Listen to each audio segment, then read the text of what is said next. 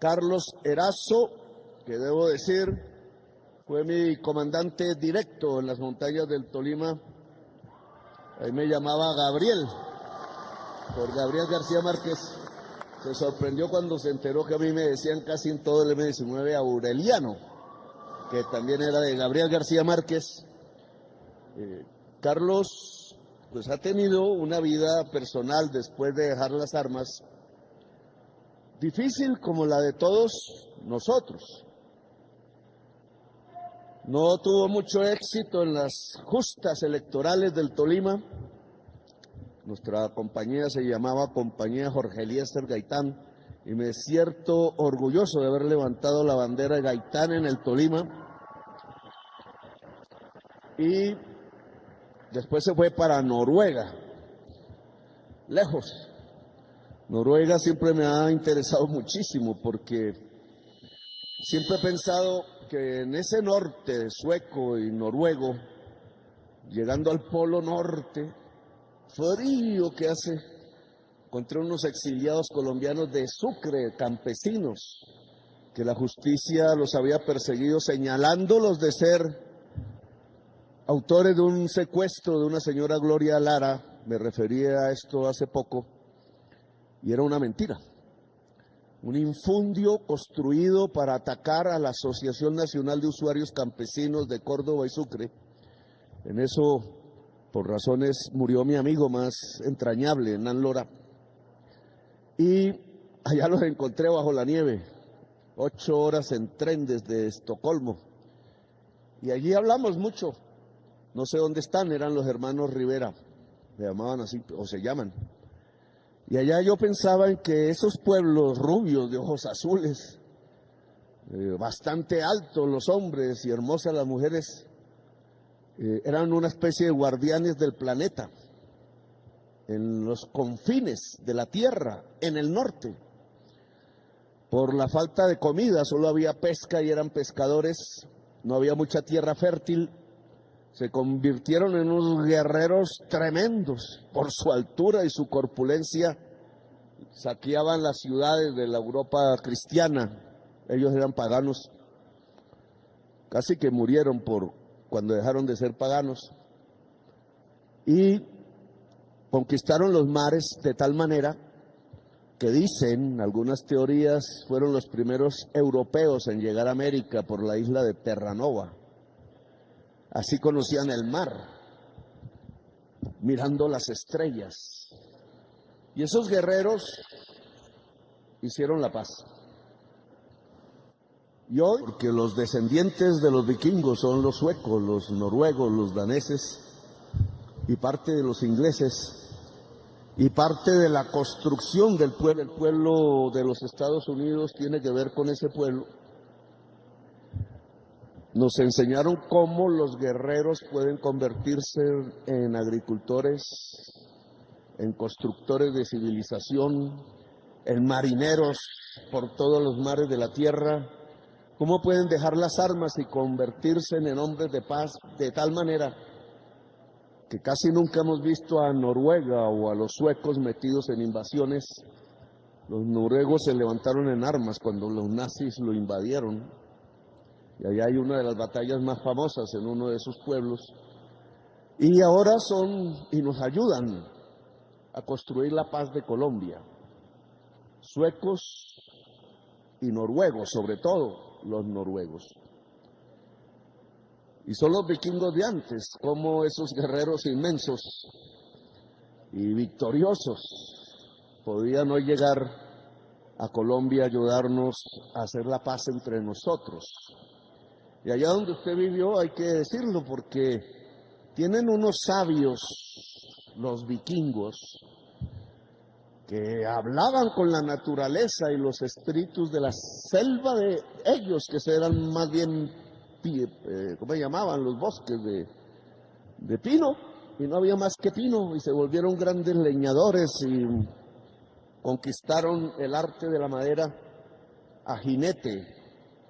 Eran de aquellos que en las manadas de caballos, de potrancos y potrancas que no conocen el territorio y se lanzan a la carrera a veces en esos fiordos de Noruega, donde si uno da el paso, cae 100 metros abajo y se mata contra el mar, los fiordos, pues los potrancos y potrancas como manadas llegaban a la carrera y pronto veían un caballo al frente que cerraba el paso y en vez de abalanzarse sobre el caballo, torcían la dirección de la manada y la manada no caía en el abismo y se salvaba como especie.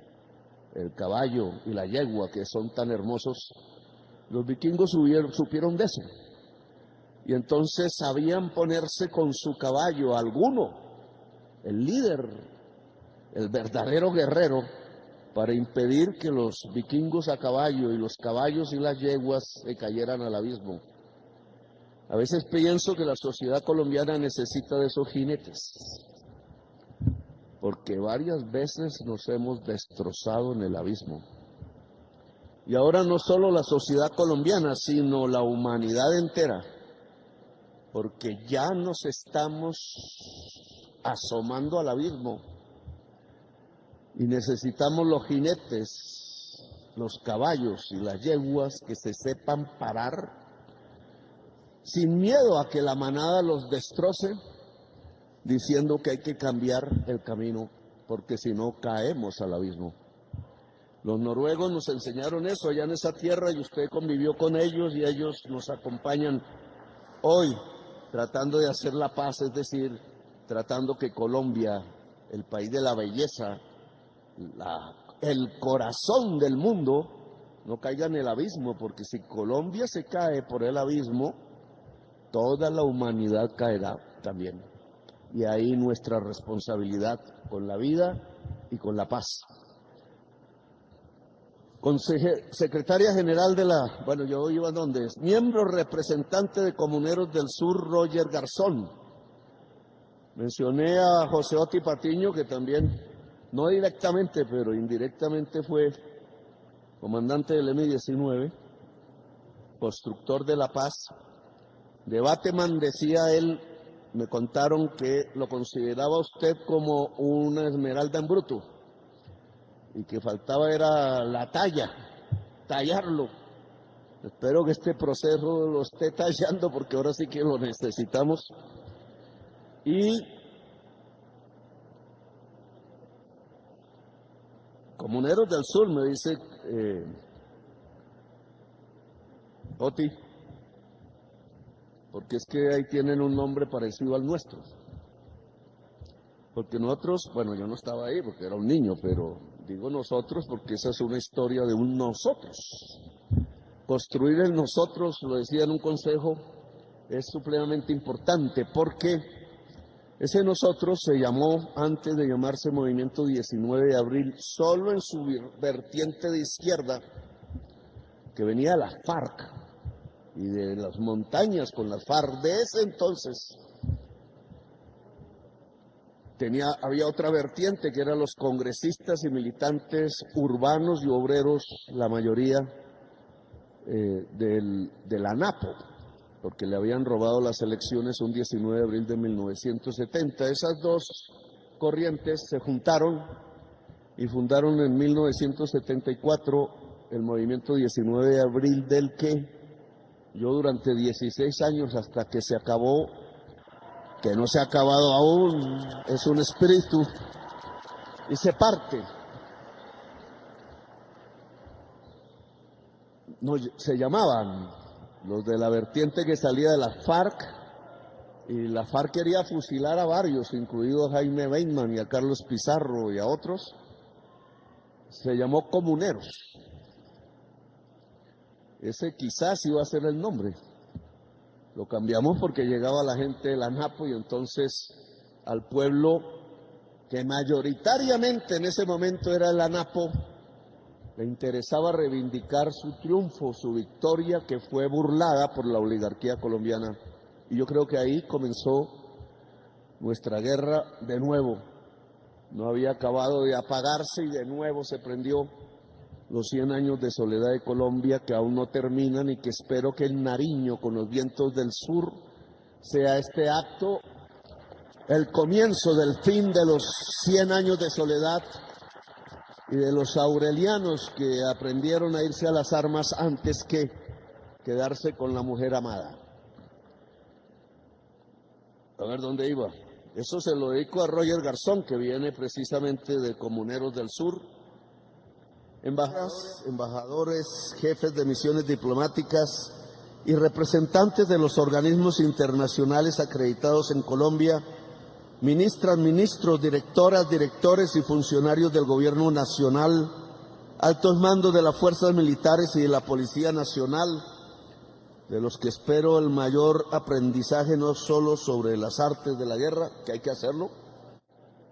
Hemos hablado de la necesidad de las matemáticas, sino de las artes de la paz, porque hablando de la ANAPO, su candidato presidencial, el general Gustavo Rojas Pinilla, siendo general y presidente de Colombia, porque el Partido Conservador se lo pidió en su lucha interna, porque un grupo conservador quería tumbar al otro grupo conservador. Un grupo conservador era fascista. Y entonces el general entró a ser presidente por solicitud de uno de sus grupos que abandonó la presidencia. Pero él, en lugar de hacerle caso al Partido Conservador que lo puso o al Partido Conservador que quería el fascismo para Colombia, se colocó, y yo creo que con una gran altura, a pesar de las críticas que se puedan hacer de él, como un constructor de paz. Y dio un mensaje que hay que recuperar. La familia de Gustavo Rojas Pinilla no me quiere mucho, porque yo denuncié la corrupción de sus herederos. Pero el general supo poner en Bogotá y en muchas regiones del país lo que Colombia necesitaba. Trajo la televisión, trajo la Avenida 26, que a mí me tocó inaugurar de nuevo y lo recordé, cuando era como una trinchera de Gaza por la corrupción. Trajo innumerables obras que anunciaban un futuro. Hoy ya no son del caso, pero en su momento sí que lo eran. Y esa intención ingenieril de desarrollar bajo bases nacionalistas y ese amor porque los colombianos no se mataran entre sí en aquella época, liberales y conservadores, por un color se mataban. Pues esa lección la enseñó un general del Ejército de Colombia. Y después de décadas de guerras, cuando incluso nosotros mismos, los antiguos comuneros, llamados de otra manera, decidimos que la guerra contra los jóvenes soldados pobres no era lo que podía cambiar a Colombia, porque no era sino una guerra entre pobres, mientras la oligarquía se reía en sus embajadas y palacios, pues decidimos hacer antes que la paz en Colombia la tregua con el Ejército Nacional. Esa me la pillé porque estuve en el campamento de como un mes, 2 meses, en el páramo de las Moras, y aún armados y con frío alrededor de las hogueras, decidimos que de nuevo, después del 84, era 1989, no recuerdo bien, a principios, se levantara de nuevo la idea de la paz que había propuesto Jaime Bainman, el fundador del M-19 y comunero, y que no volvimos realidad en 1984. Y creo que ese fue el gran error político del movimiento, sino 5 años después, en 1989, corrida mucha sangre de nosotros y de otros. Esa lección, tanto del general como de nosotros, debe ser estudiada hoy, hace 30 y pico de años, y la del general mucho tiempo atrás, porque no se puede hacer la paz de hoy con la paz de ayer, porque el conflicto armado ha cambiado sustancialmente y ahora hablaré de eso. Senador de la República, Carlos Benavides Mora, presidente, vicepresidente, yo no sé, del Polo, ¿cierto? Representantes a la Cámara, Eric Velasco Burbano, aquí presente. Aquí no me pusieron el concejal de Pasto, ¿cómo es el nombre completo, hermano? Anderson Martínez, que es de las nuevas generaciones. Una de las cosas que este gobierno tiene que hacer es como hacían los griegos, entregar el testimonio. Las olimpiadas de los griegos en la carrera esa de postas que se inventaron ellos, como eso es por pedazos y con corredores distintos, el que llegaba a una posta le entregaba al que sigue el testimonio. Y el progresismo colombiano tiene que entender que nosotros, me incluyo, ya llegamos a un final. Yo, la verdad, no creí que llegaría a esta edad. Mis amigos no llegaron. Y tengo que confesar que no estoy muy adaptado a la idea de ser viejo. Me falta. Pero es necesario entregar el testimonio. Y tiene que ser en este gobierno. Porque es la juventud de Colombia de hoy la que tiene que recibir el testimonio y hacerlo mejor que nosotros. Son los que tienen que gobernar a Colombia en los años venideros. Ojalá el próximo gobierno progresista de Colombia, porque esta paz solo se cimentará en el próximo gobierno, entienda a cabalidad que los que vivimos la guerra y la paz y la resistencia y los cambios, porque nos tocó hacer la Constitución del 91, más a Oti que a mí, y derogar la Constitución de 1886 porque fuimos nosotros. No lo pudo hacer Rafael Uribe Uribe y estuvo en Bocas del Toro, donde comenzó con sus hombres que venían de toda Latinoamérica y allá están enterrados, cuando Bocas del Toro era la frontera norte de la República de Colombia.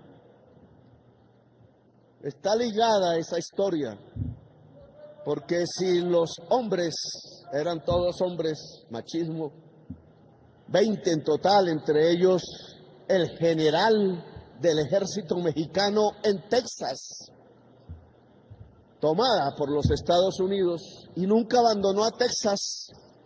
No se consideró nunca guerrillero porque era el general del ejército de su tierra, Texas, de Colombia, al mando de los hombres de Bocas del Toro. Están enterrados allí. Un gringo norteamericano puso una cosa muy bella, y es que creyó que ahí podía ser enterrado, vive en Bocas del Toro, y puso una mesa esas de parque, una silla de esas de parque frente al mar, pero no era para él porque ya muerto, era para su amor de hoy, para panameña ella, para que se sentara mirando al mar y se sintiera acompañado por él. Quién sabe si la panameña lo haga o encontrará otro amor, eso nunca se sabe. Pero bonito del norteamericano, en un sitio donde él no lo sabía, estaba enterrado en fosa común Catarino Garza, jamaiquinos, nicaragüenses, cubanos de Maceo luchando por la independencia de Cuba, y nosotros, ecuatorianos, y nosotros, el señor Pereira y otros. Si ellos hubieran ganado y tomado el cuartel de ese entonces del Partido Conservador gobernante, Panamá no se hubiera separado y hubiera una revolución liberal en Colombia, Venezuela, Ecuador, y la Gran Colombia hubiera sido posible de nuevo. Ese fue el costo de esa derrota. Pero todos sabemos que hacer los cambios del mundo implica victorias y derrotas, y que en eso se puede morir. Luego, ahora que no caímos y estamos vivos y gobernamos a Colombia, tenemos que entregarle el testimonio a la juventud de hoy para que siga con las transformaciones de Colombia y de América Latina. alcaldesas, alcaldes, concejales, gabinete departamental y municipales que nos acompañan. Hoy deberían estar todas, sin exclusión todas y todos los congresistas de Nariño. Espero que haya sido un error de nosotros. Juntas de Acción Comunal, el Grupo Artístico Fundación Cultural Indoamericanto y su coordinador Manuel Zavala, medios de comunicación presentes y en general a todas y todos quienes nos acompañan en el día de hoy. Hay muchas cosas muy importantes para hablar, pero no ser largo en el discurso.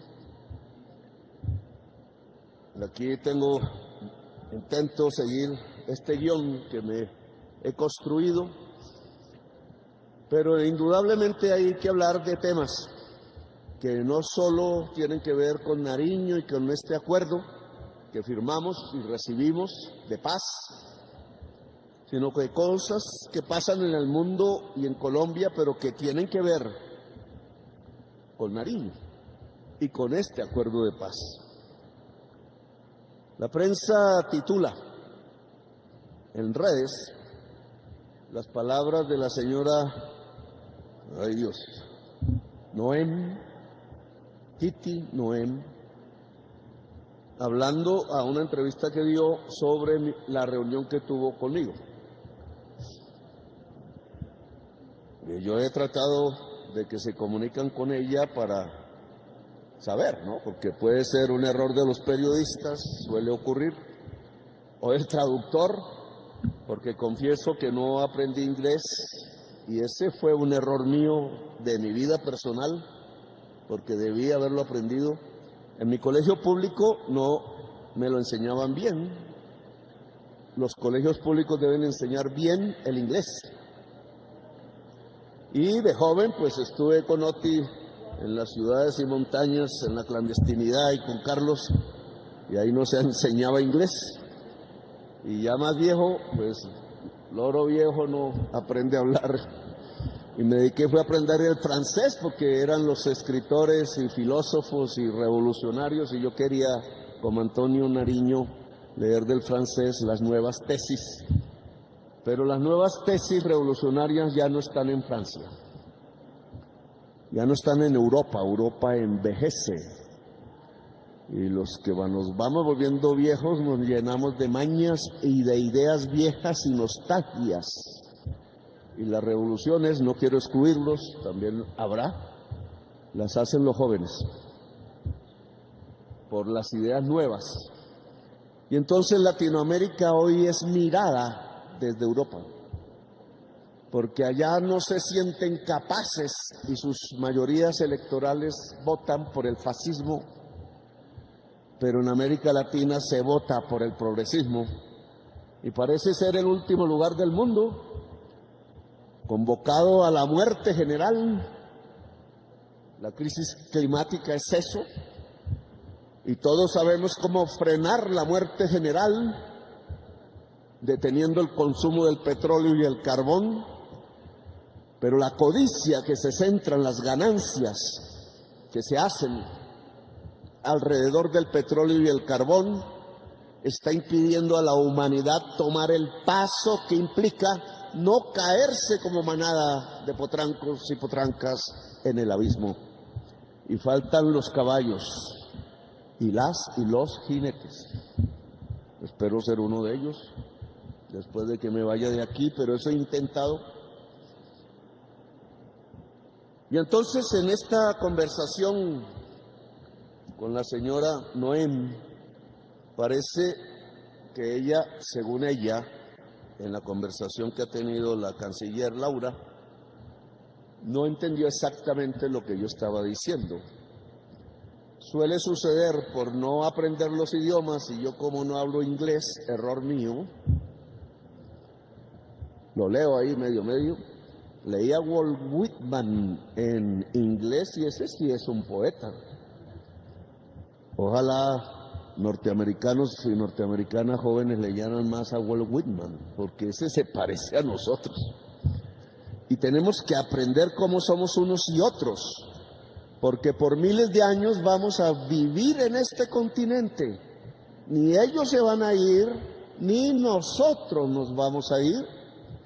Y es altamente probable, así no lo quieran algunos muy blancos, rubios y ojiazules, que terminemos fusionándonos con las mismas sangres. Y entonces tenemos que aprender a conocernos, porque quizás no hemos sido hermanos, solo somos primos, pero podemos ser cuñados y cuñadas, suegros y suegras, y hasta tener hijos unos y otros, y tenemos que aprender a cómo somos. Nosotros tenemos de la sangre de las tribus indígenas americanas que llegaban aquí, porque también aquí tenemos indígenas americanos. América va desde el norte de Alaska hasta el sur de la Patagonia. Somos América. De pronto los americanos del sur decidamos llamarnos Amazonía, que suena bonito. América es un nombre latino, Amazonía es un nombre griego, pero lo valioso, más valioso, es que el pueblo latinoamericano pueda cuidar la selva amazónica, porque sólo así se salva la humanidad de caer en el abismo. Y esa es nuestra gran responsabilidad histórica, en primer lugar. Y entonces es clave, porque pedí que se publicara la grabación de la reunión y nadie grabó. Ingenuidad. Nosotros sí nos graban y harto. Y de todos, en todos los momentos, porque el mismo director, bueno, llegó un señor muy importante en los Estados Unidos del gobierno Biden, me pidió reservas de algunas cosas que yo cumplí, porque yo cumplo mi palabra. Y esto tiene que ver con la conversación con la señora Kitty, me dirán. Y me confesó que eran los Estados Unidos los que habían pagado y traído el software Pegasus. Ellos quizás no hayan roto normas de sus leyes, no tengo ni idea, pero sí rompieron las leyes colombianas. Y los ayudaron oficiales de la Fuerza Pública de Colombia, de la Policía Nacional. Y eso no puede ser, porque la Fuerza Pública de Colombia está al servicio de la Constitución y no contra la Constitución. Y no existe la investigación penal que individualice que oficiales, empezando por el director nacional de la policía de ese entonces, no sabemos si con ayuda del gobierno civil o no dejó eso, no lo sabemos, tomó una decisión contra la Constitución de Colombia, que fue aceptar el que ciudadanos fueran interferidos sin orden judicial, no sabemos cuál es. El norteamericano me dijo que eran narcotraficantes apenas, espero que sea así. Y espero que no se hayan cometido con ese software crímenes internacionales,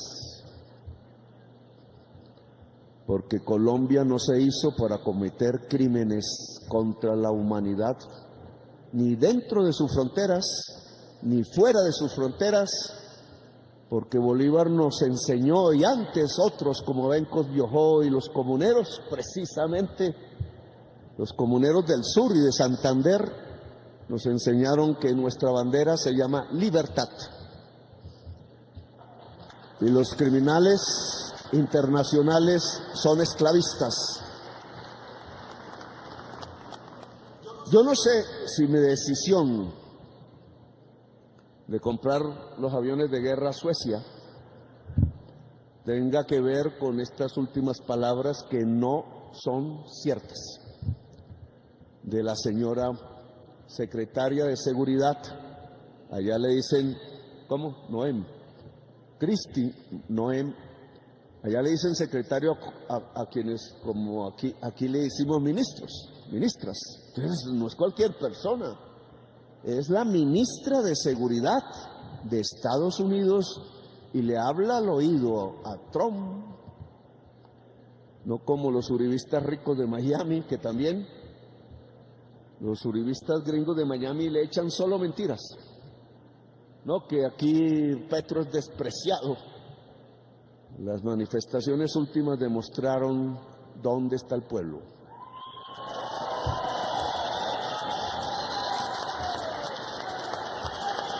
Y no es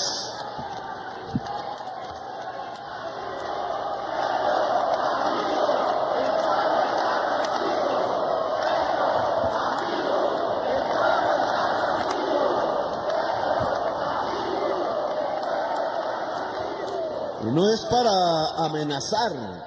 Yo no amenazo. Trato de decir la verdad, tampoco soy infalible. No es para jactarme. No me gusta la vanidad y no me siento mesiánico como me critican. No soy el Salvador.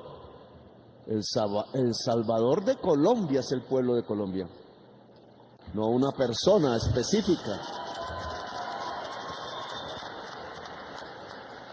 Y hay sectores de la sociedad colombiana que indudablemente no están conmigo ni con el progresismo, porque lamentablemente durante estas décadas se han construido sectores que aman la muerte y no la vida, a pesar de estar en el país de la vida. ¿No quieren esta paz? ¿Les parece que es una rendición? ¿Les parece que es arrodillarnos?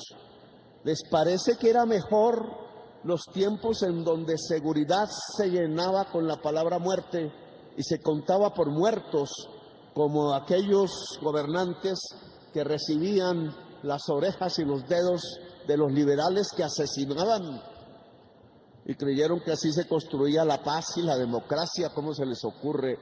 Bestias. No, la paz y la seguridad se construye con gente viva. Cada muerto que cae, y todos los días, un soldado por ahí, un oficial con francotiradores de los mismos que habían contratado para matarme como presidente de Colombia. O uno de ellos, de las bandas ahora del narcotráfico, acaba de caer uno que le dicen Chirimoya, quinto del Clan del Golfo. A mí no me alegra, porque esas son derrotas de Colombia, no es el triunfo de uno o del otro. Cada vez que cae por violencia un colombiano, una colombiana, civil o militar o de otro uniforme del narcotráfico, cae Colombia. Porque Colombia tiene que ser el país de la vida, no el país de la muerte. No sé si por comprar las armas, que no me gusta comprar armas, porque yo las dejé hace 34 años, no porto ninguna ni en mi casa.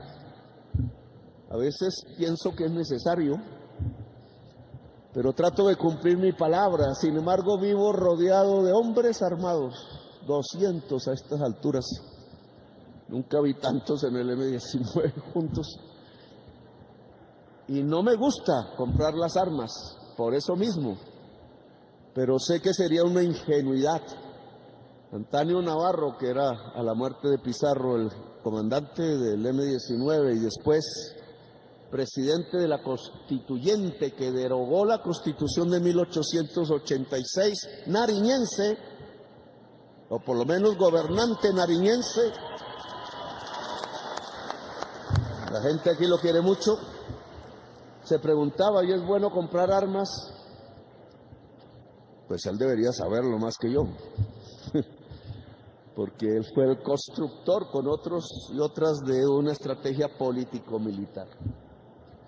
Y yo le he dicho a mi gobierno, nosotros estamos aún hoy en una estrategia político-militar y hacemos de la fuerza pública el ejército de la Constitución y tratamos de hacer de la Policía Nacional la policía de los derechos y libertades, que están consagrados en la Constitución del 91, que derogó la Constitución del 86.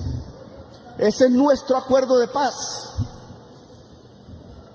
Por ahí andaban diciendo que yo no podía sacar la bandera del M-19. Y entonces, ¿qué acuerdo de paz firmamos nosotros? Si es que las ideas siguen vivas, nosotros no dejamos las ideas. ¿Cuándo?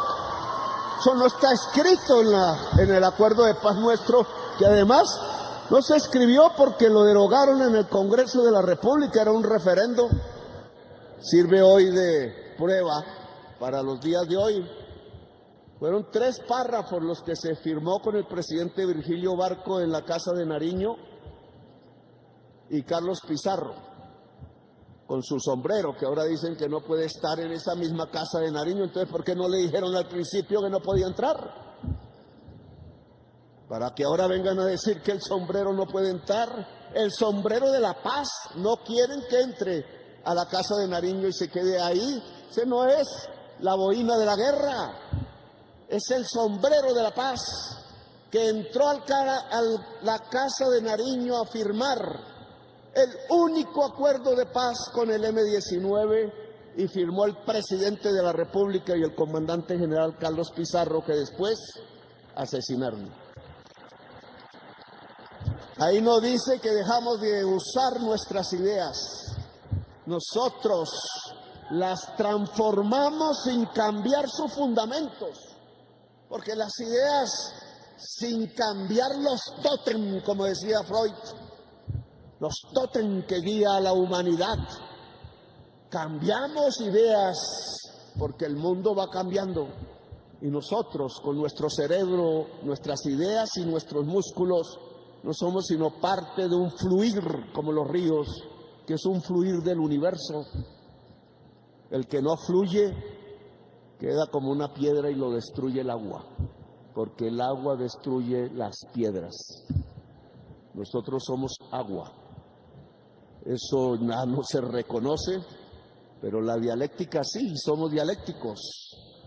El pensamiento fluye no para romper los tótem de nuestros ancestros y de nosotros mismos, sino para fluir con el agua y cambiar el mundo. El Consejo de Estado, hay que reconocerlo, no sé qué magistrados cambian, piensan distinto unos de otros.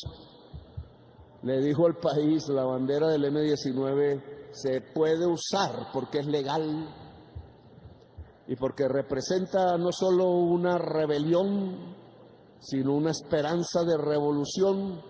Y Bateman dijo, así quede uno del M-19 habrá esperanza.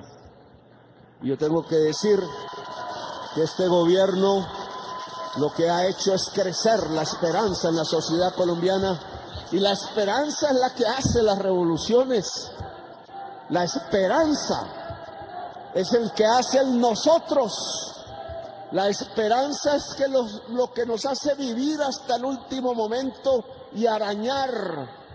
Me enseñaron eso ahí en el M, hasta el último segundo. Resiste, compañero, no eches para atrás. Así el segundo que venga sea el de la muerte. Me he separado de la norteamericana, que me gustó. Linda es. Cuando sonríe una mujer en una foto, creo que uno la hizo sonreír.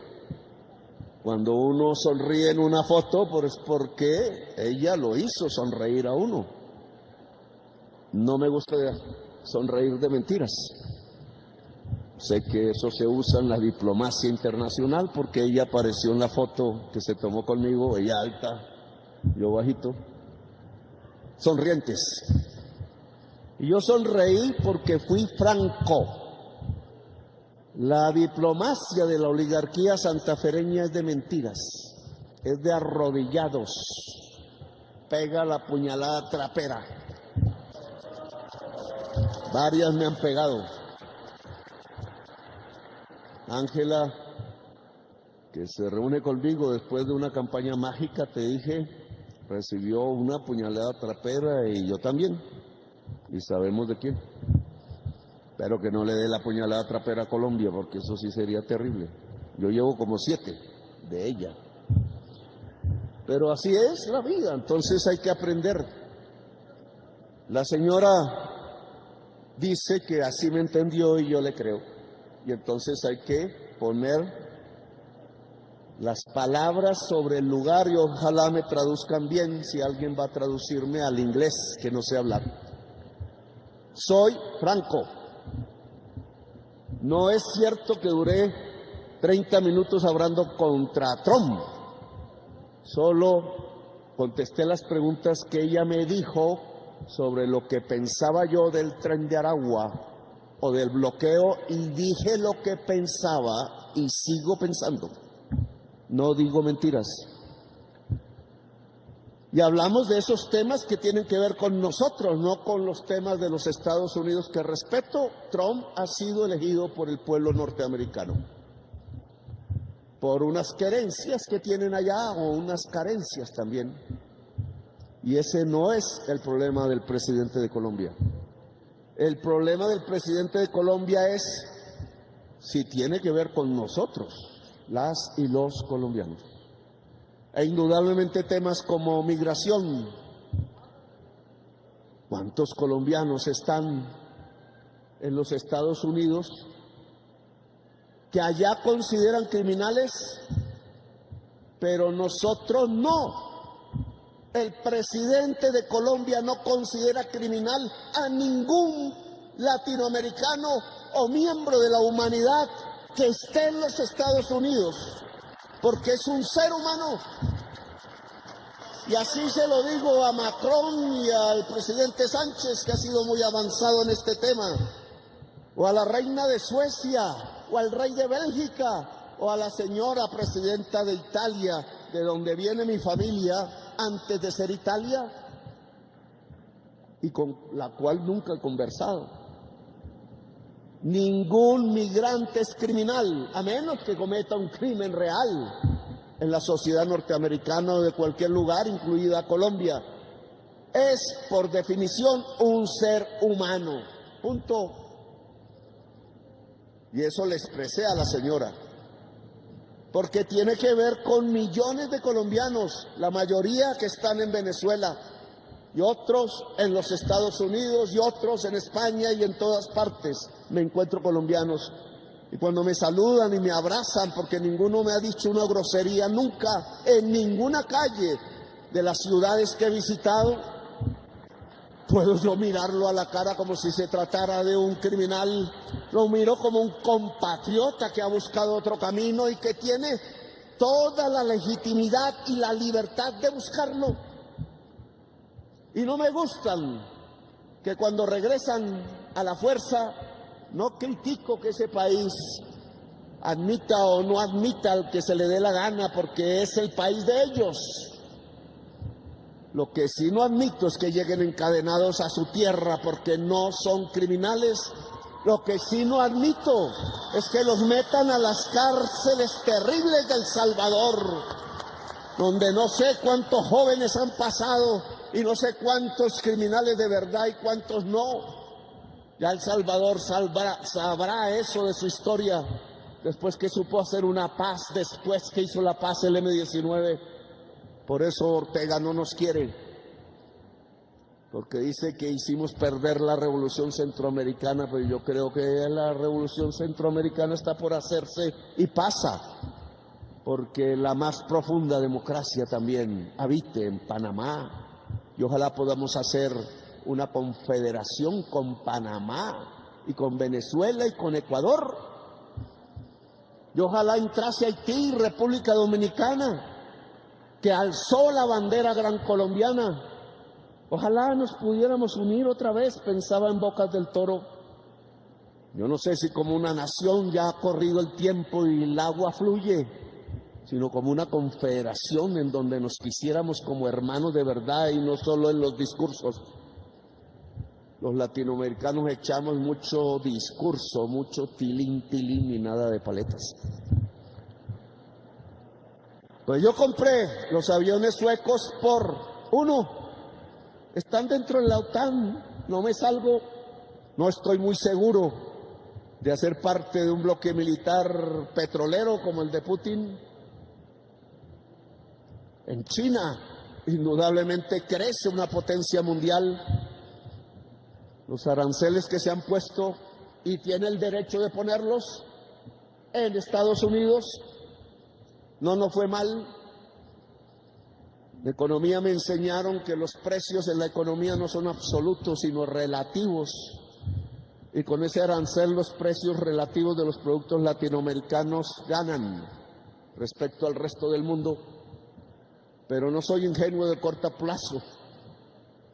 La política de Trump, si no baja la tasa de interés en los Estados Unidos y también es de su soberanía, puede acarrear una enorme depresión mundial del capitalismo y eso sí va a perjudicar a América Latina y a Colombia. Y hay que decirlo porque nos perjudicaría a nosotros si al lado de su política de aranceles, que es de ellos, ilegítima, es legítima, no hace caer la tasa de interés en dólares, que no es solo de ellos, sino que es del mundo. Como tengo esa inseguridad, yo creo más en un bloque militar latinoamericano. Dicen, la izquierda no lo reconocía, que la última trinchera es la familia. Por eso lo primero que atacan es la familia. No me referiría a eso en otra oportunidad. Si la última trinchera es la familia, la trinchera de un latinoamericano es Latinoamérica. Y no son los bloques enemigos del mundo o rivales. No creo ya en la palabra enemigo. Están peleando por mercados como en 1914 y como en 1939 por mercados, por codicias. China les ganó en el libre mercado. No sé si China se pueda llamar socialista o no. Buena discusión que no es la de esta conferencia. Y Estados Unidos perdió ahí porque desincentivó el conocimiento. Bueno, no lo voy a criticar. La película de Oppenheimer nos enseña que Hitler perdió la guerra por sacar a los judíos, que eran los físicos más inteligentes de Alemania y del mundo, porque no solo eran judíos, sino comunistas. Y perdió la guerra por eso, porque los cerebros son iguales si se es negro, si se es latino, si se es europeo, si se es asiático, si se es hombre o mujer, o se es irlandés o se es norteamericano. Cuando excluyes los cerebros, empiezas a perder, porque el gran arma del ser humano no es el fusil ni la bomba atómica, es el cerebro y el corazón. Por eso escogí a Suecia, porque Brasil tiene esta arma. Brasil ha sido mi aliado y tenemos con Brasil que cuidar la selva amazónica, porque si no, no cuidamos la humanidad y la manada se despotrica frente al abismo. Y Lula y yo tenemos esa responsabilidad en primer lugar. Y por eso tenemos que unificar nuestra fuerza pública, porque nuestra fuerza pública latinoamericana debe tener como misión principal cuidar la vida, y la vida comienza por la selva amazónica. Si se quema, no habrá humanidad y se está quemando. No sé si ese sea el problema de la interpretación. La migración de América Latina hacia Estados Unidos tiene unas causas. Y me preguntó qué pensaba y le contesté. No es que haya una raza superior y otra inferior. No es que la raza aria es superior y las razas, no existen razas en la humanidad.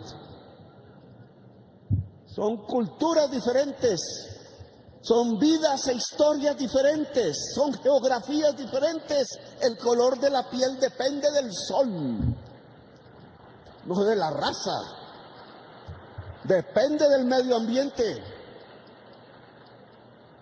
Eso debería aprenderse. Hitler lo enseñó con su propio suicidio, estaba equivocado y mató 50 millones de europeos en el intento. Luego, no hay raza superior. Si en América queremos entenderlo, y entiendo América como desde el Alaska hasta la Patagonia, somos iguales entre nosotros.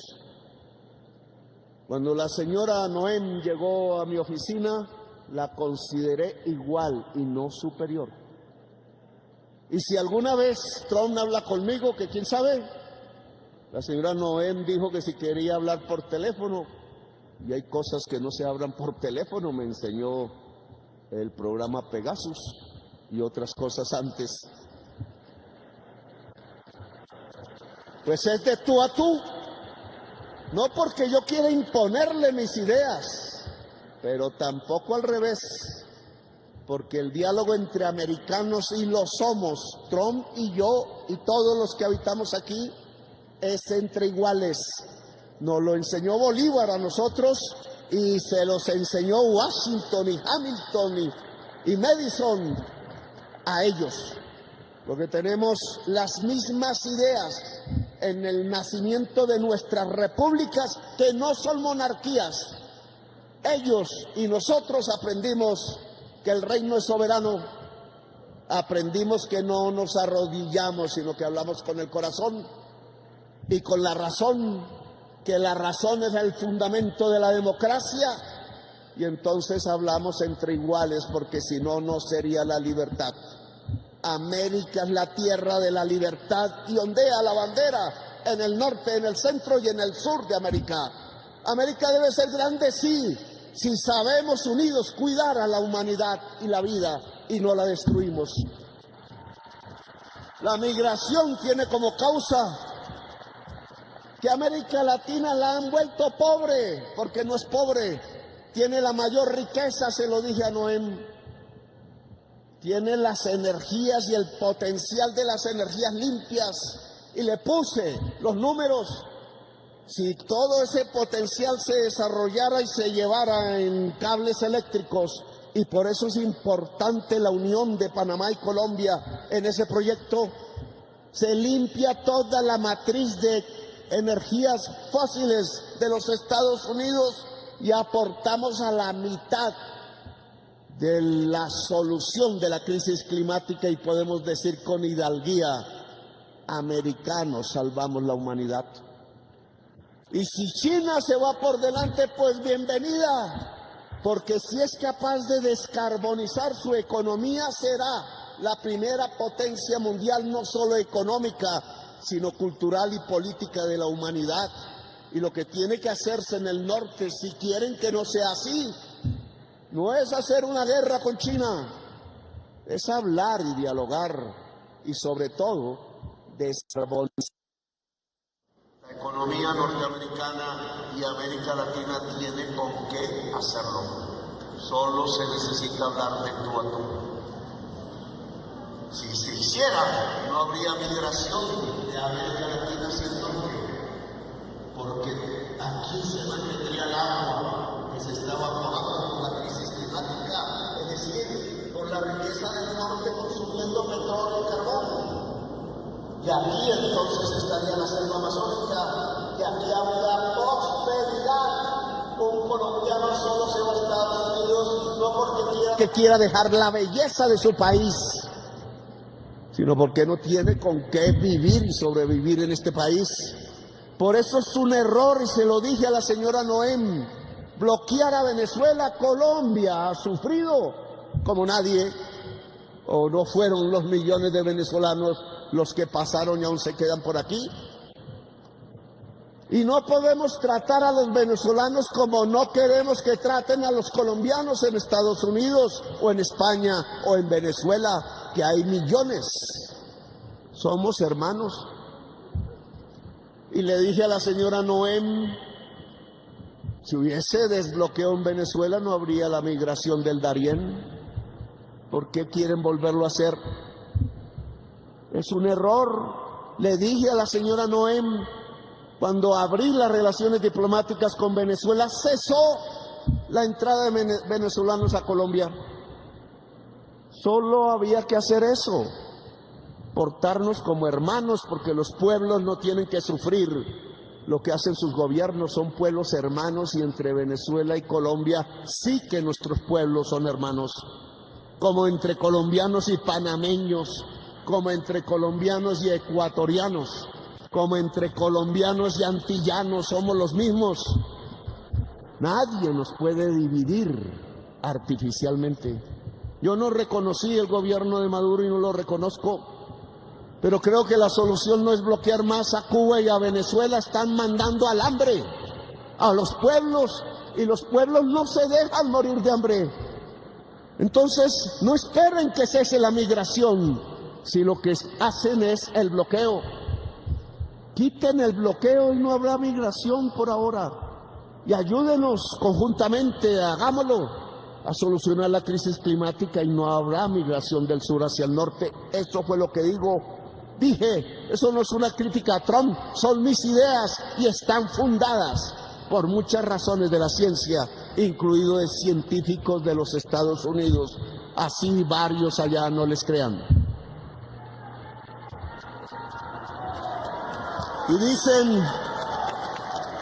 dice la prensa, y finalizo ese tema, no sé si es invento del periodista o no, porque suele suceder también, y criticaría sin justicia, que defendí al Tren de Aragua. ¿Cuándo?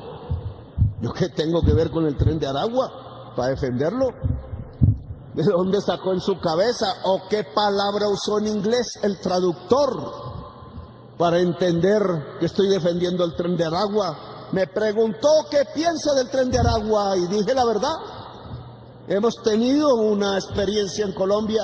No sé si se esté comportando así en Venezuela o allá en los Estados Unidos, pero en Colombia son unos jóvenes excluidos por la migración forzada, porque vivían bien en Venezuela. Los jóvenes veían su televisión, su béisbol, tenían con qué pagarle la cerveza a la novia y se vestían como se visten los mayamienses y se iban todos los domingos a comprar en Miami junto a la casa de Trump.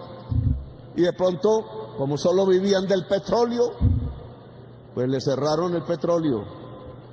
Y esos jóvenes vinieron a terminar en Bogotá y en La Guajira y en toda Colombia. Y ahí no encontraban las novias, los miraban feo en los barrios populares. Y ahí esos jóvenes no encontraban la universidad, esos jóvenes no encontraban la cultura. Esos jóvenes eran los jóvenes más excluidos en los barrios de los excluidos jóvenes de Colombia. Y respondieron con violencia. Pero esa violencia no la puedo llamar terrorismo, porque no es cierto. Esa es una violencia de la juventud excluida y se puede solucionar fácil. Y le dije a Noem eso, quite la exclusión. Eso fue lo que le dije al tratarlos con amor. Si los trata con violencia, responderán con violencia mayor. Amor, afecto, eso es lo que puede salvar a la juventud de los Estados Unidos de la drogadicción del fentanilo. Amor. Aquí no hay fentanilo que yo sepa. Los jóvenes se drogan en fiestas, no solos en un hotel, porque el amor les atrae y ese amor es la defensa de ellos. Y le dije con claridad, si usted quiere acabar la violencia en Colombia y ayudarnos, quite la prohibición, porque la prohibición, al hacer saltar el precio internacional de esa sustancia, la que crea las ganancias enormes, la codicia está matando a los colombianos, le dije. Nuestra violencia actual no es más sino la violencia de la codicia. Y entro al tema, discúlpeme en el tiempo, porque nuestras violencias durante 75 años y más, que son los 100 años de soledad, es eso lo que quiso pintar en poema Gabriel García Márquez con las historias de su propio pueblo, que es el mío. Es la historia de la violencia que se transforma y muta como en metamorfosis y no se acaba. y comenzó peleando entre liberales y conservadores.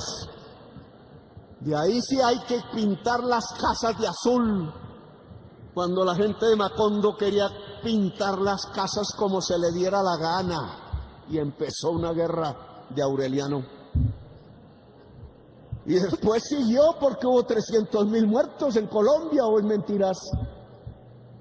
Y empezó quizás allá en la masacre de las bananeras, en donde algún general de la República creyó que los gringos le daban órdenes y mató miles de trabajadores bajo la metralla.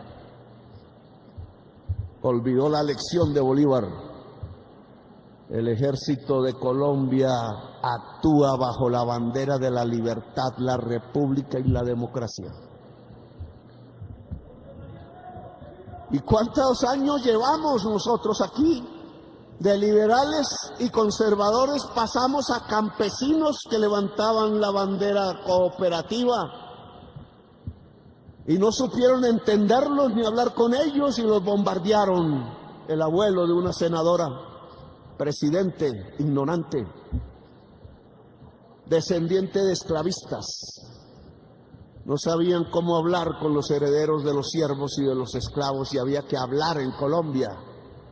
Y no hablaron. Y a mí me critican ahora que por qué hablo, que soy débil. El ser humano es el ser de la palabra.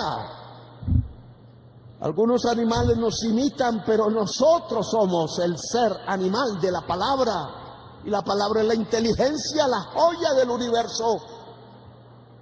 Porque se expresa a través del cerebro. Querían encontrar la esmeralda más grande, la perla más hermosa, el oro más brillante. Pues ese no es más sino el cerebro humano, y está en cada ser humano, bebecito o bebecita que nazca en cualquier lugar del mundo, la joya perdida del universo. Esos campesinos entonces se levantaron y siguió la violencia de los liberales, que se volvían sociales y comunes, y se acabó hasta el año 2016. Y nosotros hicimos parte de eso a nuestra manera. Y en el año 2016 se firmó un acuerdo de paz. Y tengo que decir que lo traicionaron, como intentaron también traicionar el acuerdo de paz con el M-19. El acuerdo de paz con el M-19 es la Constitución del 91, que hicimos con el voto popular. Nadie nos regaló a nosotros una curul. El pueblo nos quería y nos hizo mayoría. Mayoría el 19 de abril de 1970, mayoría el 9 de diciembre de 1989. 90. ¿La Constitución la están cumpliendo? ¿O estamos en un gobierno popular y constitucional, democrático, rodeado por un Estado oligárquico que quiere ahogarlo y ahogar la Constitución del 91, sus derechos, sus libertades? ¿Por qué hablar de derechos laborales? ¿Por qué hablar de derechos a la salud? ¿Por qué hablar de derechos a la pensión es negado por el Congreso o por 8 congresistas, para ser más justos? Los derechos de los colombianos se están negando 30 años después de firmada la Constitución, que es el acuerdo de paz con el M-19 y con la sociedad colombiana. ¿Quieren incumplirla? ¿Qué significa ese mensaje? El mismo del 2016. Claro que salieron disidentes de la FARC a armarse de nuevo porque traicionaron la paz del 2016. ¿Dónde está la transformación del territorio? ¿Por qué tenemos que hablar de la doble calzada a Ecuador? ¿Por qué tenemos que hablar ahora en el 2025 de la carretera al Micay, de Popayán al mar? ¿Por qué tenemos que estar hablando hoy de la carretera Catatumbo por el centro de una zona cocainera y violenta? Más violenta, con el ELN y su última política, matando campesinos por cuidar la cocaína. ¿Por qué? No que se había acordado en el 2016 la transformación del territorio, pues aquí estamos viendo que no. Este acuerdo de paz con el Frente Comuneros del Sur del Ejército de Liberación Nacional, porque nos ordenaban allá en el COSE que le quitáramos ese nombre cuando es la realidad. Nacieron con el ELN porque abjuran de sus hijos, porque estos quieren hacer la paz. Entonces hay que tapar la historia por decencia con el COSE, del que esperábamos más, esperábamos la talla del estudiante Jaime Arenas, fusilado por el ELN. Esperábamos la talla de Camilo Torres Restrepo, cuya sotana, la que usó al final, reposa en mi oficina, y la prueba científica con el ADN cruzado de su madre muerta. Documento científico que debe exponer al público Medicina Legal, que hizo los exámenes. No han dicho ni pío sobre la sotana del padre Camilo Torres. Les dije, ¿qué opinan? ¿Qué hacemos con ella? Nada. Es más famoso Pablito, y más famosos se ordenan los miembros del cartel mexicano que les paga la cocaína que el recuerdo de su fundador caído en combate, revolucionario de verdad, el sacerdote Camilo Torres Restrepo.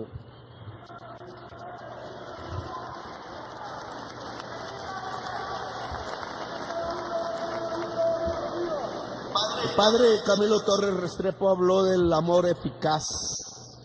Nosotros hablamos de la política del amor. Una comandante de rasgos muy duros de la guerra no sonrió, no miró con amor. No sé si se han perdido esos sentimientos en su alma definitivamente. Dijo que yo hacía estas cosas por los votos, como si fuera otro más de los presidentes de Colombia, como Uribe, del que habló muy bien, y de mí habló muy mal. Pero no, ya no habrá más votos por mí como persona, a menos que el pueblo lo decida algún día. Pero ya no me quedan los tiempos. No tienen ni idea de lo que soy yo. Un compañero de la Dirección Nacional del M-19 llamado Carlos Vidales, que hizo un libro sobre los comuneros, importante. Él era gay y había luchado en Bolivia en la época de Banzer, en la Revolución Boliviana, y después pasó a Chile y estuvo en el gobierno de Salvador Allende, y salió de ahí por el golpe. Y al llegar a Colombia, él, el hijo del poeta Luis Vidales, que habían cogido preso y torturado pensando que tenía la espada, y creo que sí la tenía, pero no dijo nada. La espada ahora está en mi palacio, palacio entre comillas, porque era la humilde casa de Nariño y lo volvieron palacio. Está desenfundada la espada, como Bolívar quiso, y es del pueblo. Nunca la cogió nadie de la oligarquía, ahora es del pueblo. Y ese señor Carlos Vidales, exiliado en Suecia, lo encontré en un bus urbano. Allá sí que hay buses urbanos y buenos, y son Volvo, pero no son tan malos como los de acá. Me lo encontré y hablamos. Él era doctor de esa universidad, no recuerdo cómo se llamaba la universidad, y él murió allá, no volvió nunca a Colombia, y escribió unos libros, no solo sobre los comuneros, sino uno que se llamó De rebeldes y revolucionarios, examinando los comuneros de Santander. Y él decía, rebelde es el que quiere cambiar la élite para ser el élite, y revolucionario es el que quiere cambiar todas las élites para que nunca haya más élites, sino democracia directa del pueblo. Bonito. ¿Los del M fuimos rebeldes o revolucionarios? Hay unos que fueron rebeldes, apenas se pusieron la corbata cambiaron de ideas, y algunos hasta han contradicho lo que nos planteamos desde el principio. Pocos, porque la mayoría de los del M19 aún nos conservamos revolucionarios. Y entonces, traído aquí al presente, ¿el revolucionario era el sacerdote Camilo Torres Restrepo o el revolucionario es Pablo Escobar? Pablo Escobar era un rebelde contra el Estado y puso bombas y mató un poco de gente por codicia. Solo quería cambiar una élite por otra que le dejara traquetear. Nosotros somos revolucionarios y no confundimos el camino. Un traqueto jamás hará la revolución. Jamás. Porque Marx tenía razón cuando decía que los seres humanos piensan como sus condiciones materiales de existencia, y si se desarrolla un cuerpo armado en medio de la cocaína y el dinero, estará al servicio de los dueños de la cocaína y del dinero y no del pueblo. Y solo se es revolucionario si se está al servicio del pueblo. Y el ELN está sufriendo en este momento esa circunstancia. Yo he hablado con muchos de sus jefes personalmente, viejos ya, más viejos que yo, porque ellos eran de antes. Hablé con Carlos, ¿cómo se llamaba él? Castaño, no Carlos el... ¿Cómo era? No, el que estaba en Cuba, murió en Cuba. Fabio Castaño, el fundador, Fabio Vázquez Castaño. Yo quería convencerlo que volviera a Colombia. Cuando hablé con él, y me disculpan sus familiares, pensé que había perdido la cordura. Ahí entendí por qué había ordenado fusilar al estudiante Jaime Arenas y por qué tantos revolucionarios cayeron bajo las balas del ELN, incluidos varios del M-19. Lara Parada, por ejemplo, que conocí personalmente en Barrancabermeja y me ayudó, porque se estaba desviando el camino, porque la codicia se estaba apoderando del corazón, y no hay revolucionario que permita que la codicia se apodere de su corazón, solo el amor por los demás, el amor por su pueblo, por su tierra, el amor por sí mismo y el amor por la mujer si es hombre, o por el hombre si es mujer, solo el amor. Y por eso era exitosa la política del amor eficaz, solo que prefirieron el dinero de la codicia. Aquí, señores de comuneros del sur del ELN, ustedes tienen la oportunidad de reivindicar al padre Camilo Torres y al viejo ELN que pensaba hacer una revolución. Se equivocó, no, es otro. Pero ese sentimiento tiene que ser reivindicado y no ensuciado por la cocaína y el dólar que les traen. Los viejos del ELN sabían esto y me lo dijeron, pero lo olvidaron, porque entonces hablaron de la nueva generación.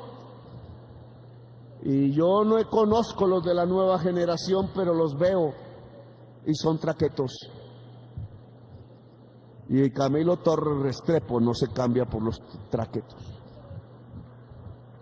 Perdemos a Colombia si eso se hiciera. Por eso le dije a la señora Naim de frente, Noem, así haya un familiar mío metido en el narcotráfico, cójanlo. Aquí ayudamos. Los datos ¿cómo se llama? Biogeométricos, la última en Guarachas para identificar, no es de los colombianos y colombianas, olvídense, es de los criminales para que conjuntamente los atrapemos. Cogimos 7 toneladas ¿dónde fue? En Portugal, General Triana, y cayeron 9 del comando de la frontera con sus fusiles nuevos. armamento en un bus, no andan por trochas, no son guerrilleros todavía, ni lo han sido. Andan en camionetas 4 puertas y duermen en haciendas, no en los páramos, en los toldos. Eso ya es otra cosa. Y los norteamericanos tienen nuestro apoyo. Muchos colombianos han muerto. Y se lo dije a la señora. Yo no creo en su prohibición, se acabaría la violencia en Colombia. Pero no puedo cambiarla, es su política. Cambiará algún día, como en el estado de Oregón. Pero mientras no cambie, no quiero el narcotráfico en Colombia, ni una Colombia narcotraficante, porque nos destruye la democracia y nos destruye la vida. Y entonces aquí estamos prestos más que ellos a cambiar el narcotráfico por una sociedad de trabajadores de cultivos lícitos, porque ahí construimos democracia y libertad, y con el narcotráfico solo construimos muerte y violencia. No es un problema de moral, es un problema de reconstruir, como decía Gaitán, moralmente la República, y toca hacerlo, porque los traquetos no pueden gobernar ni la justicia, ni el Congreso, ni el Ejecutivo, ni la sociedad de Colombia, porque se acaba Colombia. Y por eso este acuerdo de paz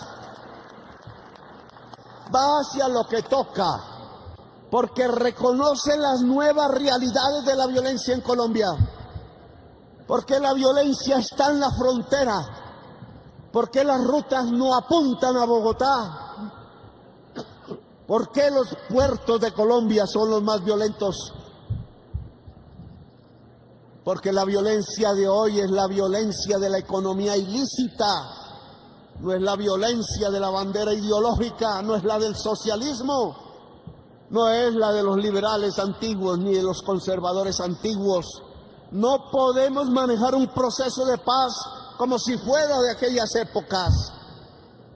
Tiene que consultar la realidad de hoy, porque el agua ha fluido y somos dialécticos.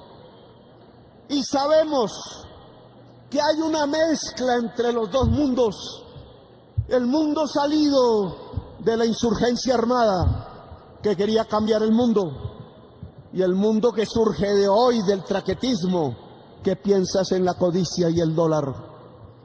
Y reconociendo esa realidad tenemos que acercarnos a la violencia, unos más que otros.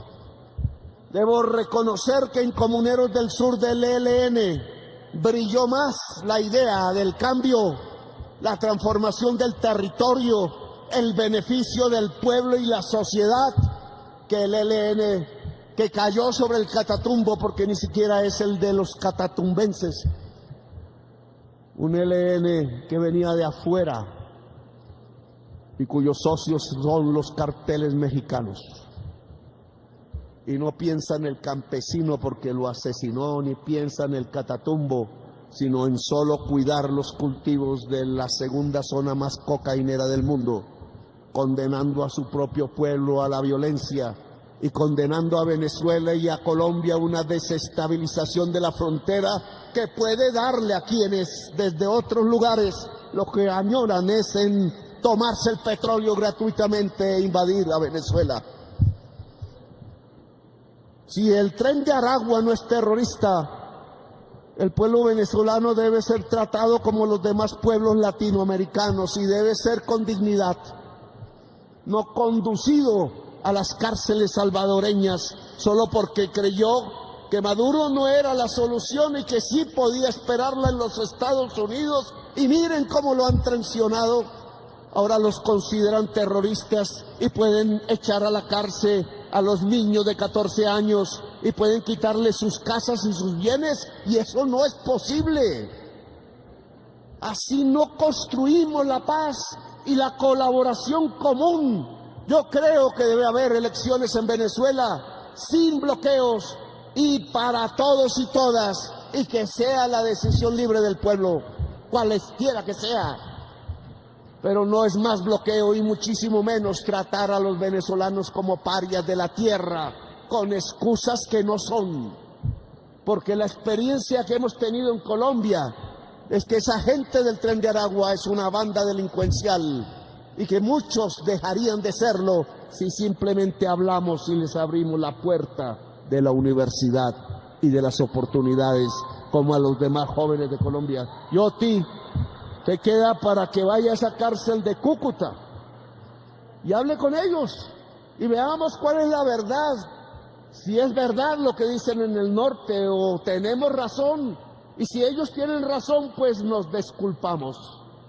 Pero si nosotros tenemos razón, hay que cambiar la política porque va hacia otros destinos y no a que convivamos en paz en las Américas, si es que queremos una América grande. Este proceso de paz, por tanto, ataca las causas de la violencia de hoy. La minería ilícita, que no es poniendo a los pequeños mineros en la cárcel y dándoles bolillo y calabozo, es con títulos al pequeño minero. Y la Agencia Nacional Minera tiene que acelerar y multiplicar por 10 la velocidad en la Antioquia, en el Chocó, en Nariño y en el Cauca y en otros lugares del país. Yo quiero una minería donde el pequeño minero no se sienta perseguido y pueda esbozar su título contra la gran multinacional y pueda decir: yo soy el que tengo el derecho de abrir el hueco y mirar si hay oro debajo de esa tierra, y no contaminar el agua ni voltear el agua para otro lado porque destruiría su propia patria y a sus hijos. Claro que el proceso de paz aquí tiene que hablar de transformación del territorio, porque Santos no lo hizo, no sé si por falta de tiempo, pero le volteó el acuerdo del paz el señor Vargas Lleras, porque puso al fiscal Néstor Humberto Martínez y persiguió injustamente al señor Santrich y al señor Iván Márquez, poniéndoles trampas con la DEA. No sé si una DEA corrupta o no. Y yo hice el debate y tengo las pruebas. Y por eso hay disidencias ahora, porque hay gente en Colombia que no quiere la paz porque se enriquece con la guerra. Y por eso no quieren lo que estamos haciendo y por eso actúan para ver si se derriba este gobierno rápido.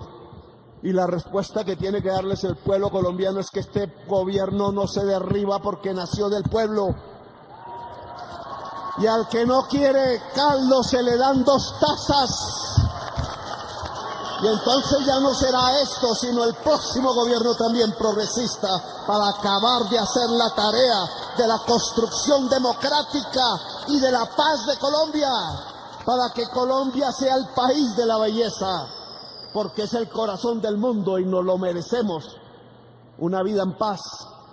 Ahora los guerrilleros del M-19 mueren viejos, rodeados de sus hijos y de sus nietos.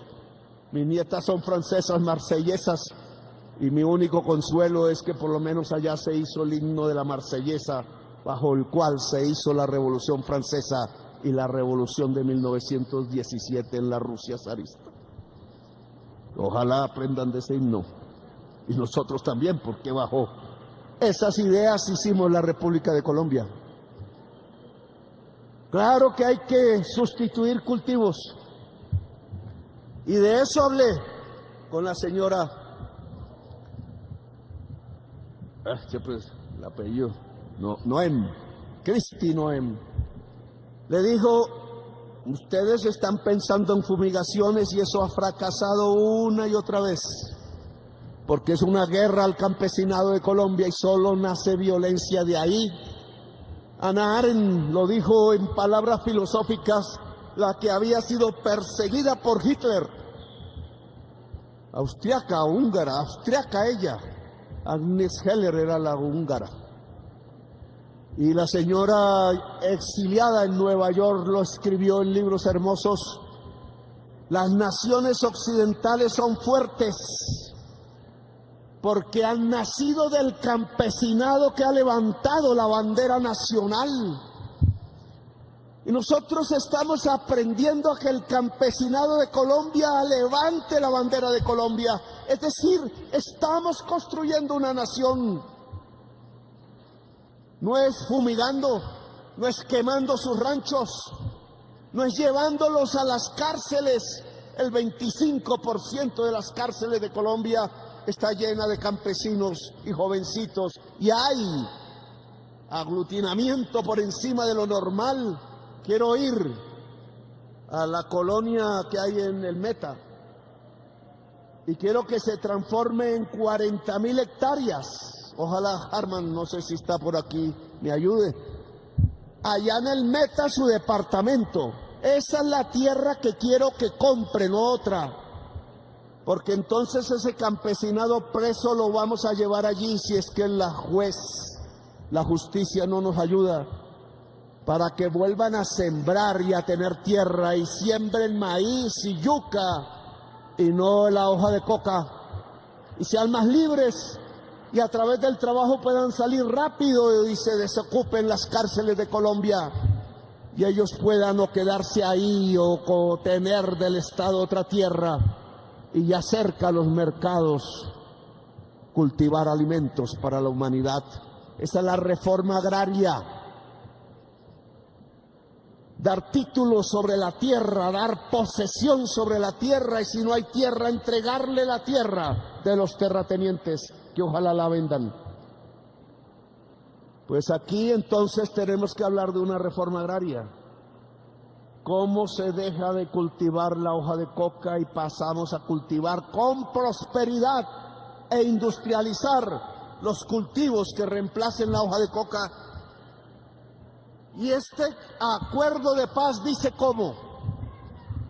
Estamos hablando entre el Catatumbo, Argelia, la parte nariñense del Pacífico y subiendo a los Andes, de 42.000 hectáreas inscritas para reemplazar hoja de coca por alimentos.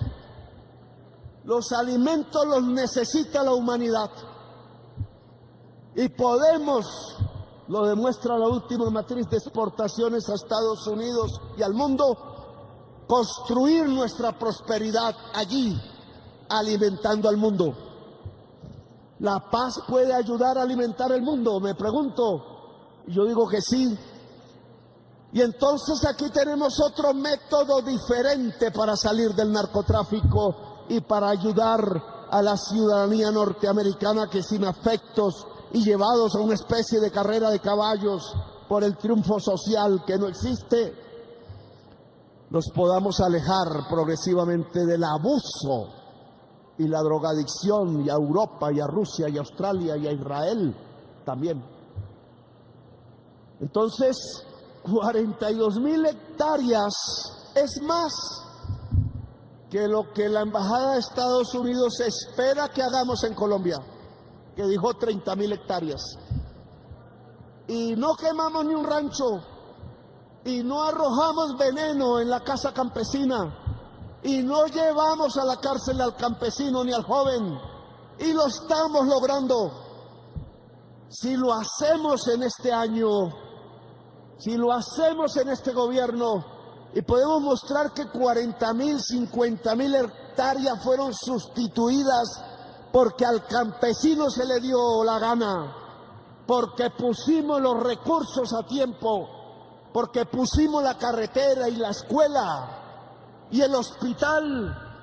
No cuenta la prensa, pero en los 10 municipios de presencia de comuneros se han invertido 45.000 millones y hay 109 equipos de médicos, médicas, enfermeras, 4 centros de salud y 6 ambulancias.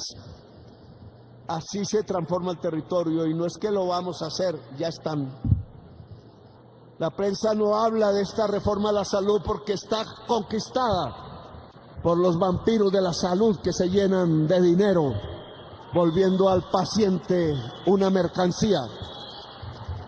Pero este es el principal eje de la reforma que proponemos, que haya atención primaria y prevención, porque es mejor prevenir que curar, es más barato, y porque el que previene y se cura a tiempo vive, y la salud es para vivir, no para morir. Por eso en esta zona ya hay 109 equipos, no personas, hay más de 500 personas cuidando en cada casa la salud y por tanto la vida de cada campesino. Y entonces aquí se han colocado los ejes de una transformación. Faltan las carreteras. Y es que ni siquiera mi ministerio las puso como prioridad. Las carreteras de la paz no son prioridad, porque en el gobierno de Santos, el mismo que firmó la paz, su colega Germán Vargas Lleras prefirió las dobles calzadas y la plata se fue por allá. Así como en Bogotá se va para la troncal de Transmilenio y no para la calle del barrio del pobre. Billones de pesos del erario para Luis Carlos Sarmiento, los dueños de los bancos y los dueños de las concesionarias de carreteras. Y como era tanta plata, no hubo plata para la doble calzada Ecuador, que es la única que nos liga a América. Y no pensaron que una de las funciones de una doble calzada sería ligarnos al mundo, porque estaban pensando en su casa y en su finca al norte de Bogotá y al sur del poblado en Medellín. Por eso no hay carreteras, por eso hasta ahora nos toca hablar del estanquillo y no de llegar a la frontera. Y no llegamos ni siquiera a la frontera de Venezuela. Todo alrededor del poblado y del norte de Bogotá, y le pusieron conejo entonces al acuerdo de paz, no solo entrampándolo, llevando a la cárcel como narcotraficantes a quienes después del firmado estaban escribiendo apenas poesía y pensando con ilusión que era posible. También les embolataron la transformación del territorio, y eso significa que en las zonas donde se hizo la paz ahora hay violencia de nuevo. Pero no es porque el colombiano sea malo per se, no es porque el negocio de la cocaína dé mucha plata, sino fundamentalmente porque la oligarquía en el Estado no piensa en el territorio excluido. Por eso no están las carreteras de la paz. La plata se la llevaron hacia la doble calzada. La carretera de San Francisco Mocoa, de la que habló usted, gobernador, sí están las vigencias futuras, pero a 20 años de construcción, un pedacito cada año. Y la carretera Medellín-Quibdó, porque transitan los negros y las negras, está a 20 años de construcción y llevan 400 muertos por derrumbe. La Rápida es el túnel que lleva y mueve el capital. Lo que se hace rápido con las manos llenas de dineros es donde está la finca del oligarca, es donde vive el oligarca, es la idea centralista de la oligarquía y no la región donde hay que hacer la carretera porque trae paz y prosperidad para quienes nunca la han tenido. Y me tocó luchar con nuestro propio ministerio, echar gente. Nos ponían trampas, nos decían que ya estaba el estudio y estaba en un escritorio, y eso sí, rápido, en los momentos de afugia, giraban la plata al banquero. No puede ser así, así no se construye la paz. Por eso este compromiso, Angie, es que la doble calzada queda contratada y queda en vigencias futuras rápidas. Y ojalá lo logremos con el Catatumbo y con el Micay. Y hable mucho, sabía que iba a hablar mucho porque tocaba hablar. Y hay que finalizar porque mira, ya estamos. El pacto del Nariño por Compes. Anuncio destrucción de armas. Yo, como comandante en jefe de las Fuerzas Militares de Colombia y siguiendo mi deber constitucional de garantizar la paz en todo el territorio, le ordeno al capitán Víctor Paz que proceda con la destrucción del material de guerras del Frente Comuneros del Sur del Ejército de Liberación Nacional, ELN. Así es, señor presidente. Así es, señor presidente. Capitán Paz Jiménez Víctor, comandante del Grupo Marte de la 5ª División de nuestro glorioso Ejército Nacional, me presento, señor presidente. En este momento me encuentro en este punto con el Grupo Marte, listos para realizar la destrucción de 585 artefactos explosivos, los cuales fueron entregados por el Grupo Armado Organizado Comuneros del Sur a la Consejería Comisionada de Paz en acompañamiento de MAP OEA. Durante esta semana, señor presidente, se ha llevado a cabo todo este proceso en donde hemos verificado el material de artefactos explosivos que han sido entregados, donde hemos verificado los puntos en donde se van a realizar la destrucción, también verificando las medidas de seguridad para llevar a cabo esto, sino antes mencionar que nuestras tropas de la 3ª División nos han brindado seguridad en tierra para llevar a cabo de manera satisfactoria esta actividad, señor presidente. Gracias, señor presidente, y que este sea un paso firme a la paz de Nariño. ¡Fuego del área! ¡Fuego del área!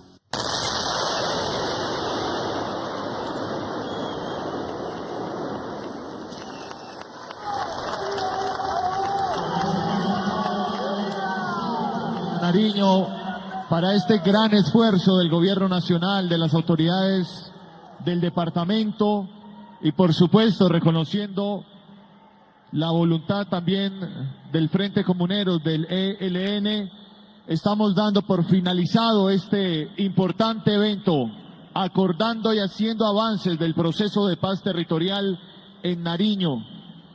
Gracias a ustedes por la paciencia, por haber estado desde temprano y felicitaciones para los habitantes del departamento de Nariño en su camino de construcción de paz.